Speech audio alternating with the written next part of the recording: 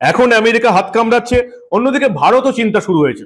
চীন, আমেরিকা পাকিস্তানকে যে অস্ত্রগুলো সাপ্লাই করবে, এবার পাকিস্তান সেই অস্ত্রগুলো এবার বাংলাদেশেও পাঠাবে। ভয় পেয়ে জিহুজুরির দিন শেষ, এবার দুশ্মনকে কাঁপাবে বাংলাদেশ। এতদিন বাংলাদেশ ভয়ে থাকতো ভারতের, এবার ভারত ভয়ে আছে বাংলাদেশের। সাবেক স্বৈরাচার সরকার বাংলাদেশকে ভারতের লেজুর বানিয়ে রেখেছিল। দিল্লির প্রেসক্রিপশনেই চলত ঢাকার সরকার। ভারতের দেখানো পথে এখন আর হাঁটবে না বাংলাদেশ।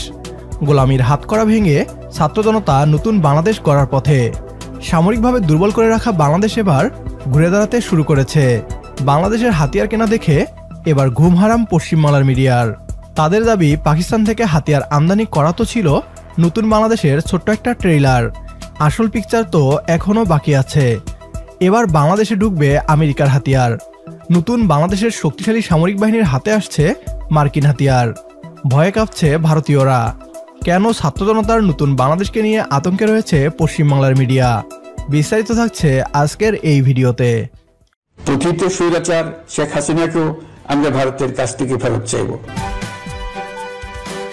হেসে ফেললেন ভারতের প্রধানমন্ত্রী নরেন্দ্র মোদী।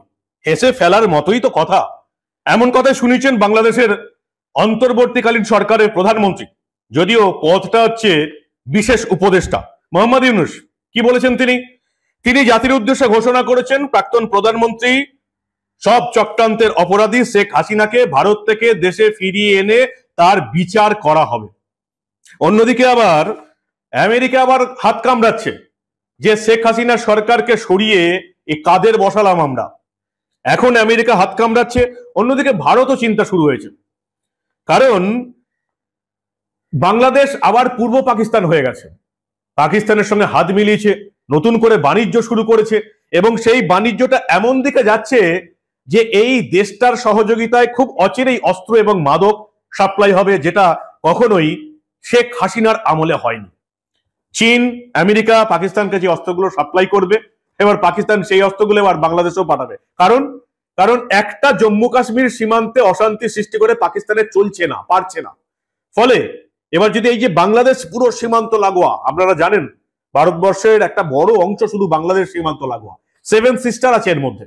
এখানেও যদি গন্ডগোল লাগানো যায় তাহলে ভারতকে ব্যতিব্যস্ত করে রাখা যাবে।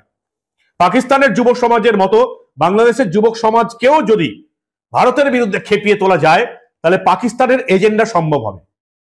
এতদিন ভারত পরিকল্পিতভাবে ইচ্ছা করেই বাংলাদেশের সামরিক বাহিনীকে দুর্বল করে রেখেছিল। বাংলাদেশ সেনাবাহিনীর সামরিক চুক্তিগুলোতে ভারতের নাক গলানো ছিল অতি স্বাভাবিক। বাংলাদেশের সামরিক বাহিনীকে জোর করে ভারতের তৈরি থার্ড হাতিয়ার কিনতে বাধ্য করা হতো। ভারত বাংলাদেশকে নিজেদের সবচেয়ে কাছের বন্ধু বলে দাবি করে, অন্যদিকে বাংলাদেশের সামরিক বাহিনীর শক্তি বৃদ্ধির বিরোধিতা করে। বন্ধুদের শক্তিশালী হওয়ায় খুশি না হয়ে ভারত উল্টো আতঙ্কে আছে। এ সব কিছুই ইঙ্গিত করে ভারত মনে মনে বাংলাদেশকে বন্ধু ভাবে না, বরং দুশ্মন মনে করে। এবার বাংলাদেশ ভারতকে দেখাবে দুশ্মন কাকে বলে, কত প্রকার এবং কি কি। ভারতের আসল চেহারা এখন ফাঁস হয়ে গিয়েছে সবার কাছে। আমাদের দীর্ঘদিনের দাবি ছিল বাংলাদেশ সামরিক বাহিনীকে শক্তিশালী এবং আধুনিকভাবে গড়ে তুলুক। ডক্টর মোহাম্মদ ইউনূস সেটাই করছেন। বাংলাদেশের সামরিক শক্তি বৃদ্ধিকে সমর্থন করলে কমেন্ট বক্সে ইয়েস লিখে জানিয়ে দিন আমাদের। সেই সাথে ভিডিও শেয়ার করে দেখার সুযোগ করে দিন আপনার বন্ধুদের।